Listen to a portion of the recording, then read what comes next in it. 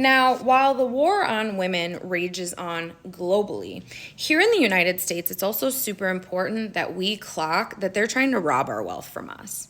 That a lot of the reason why this propaganda right now is so heavy, trying to convince you to have kids you can't even afford, by the way, because that's become the new Republican talking point, right? Every time I see one of these women on screen, they're talking about how you should have more kids than you can afford, but don't worry about the fact that they're stripping all the social safety nets that would feed that child that you can't afford while they're telling you to have it, right? Quick history lesson here in the United States. Women have only had our own bank accounts and our own ability to build wealth across our entire demographic for about 50 years.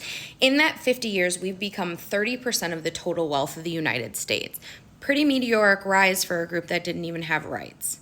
But nobody really covers it or goes over, you never see Forbes devoting multiple months of stories on how women have become this incredible power in the financial landscape, because it's not something that they want us to really understand from the perspective of influence and control in society. But the reality is that women having 30% of the wealth in the United States has significantly changed the landscape of the United States.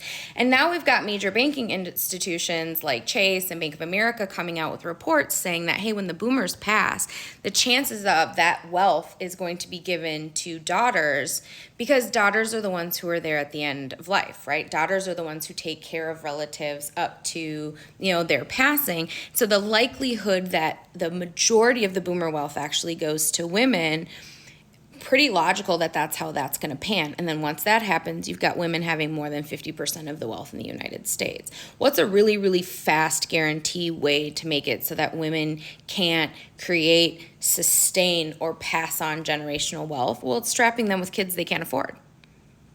So you outlaw abortion. You make sex ed bad and dirty. Don't tell girls about pregnancy. Don't tell them the real story about what it means to be pregnant and have a child, and how dangerous and scary that whole process could actually be for you.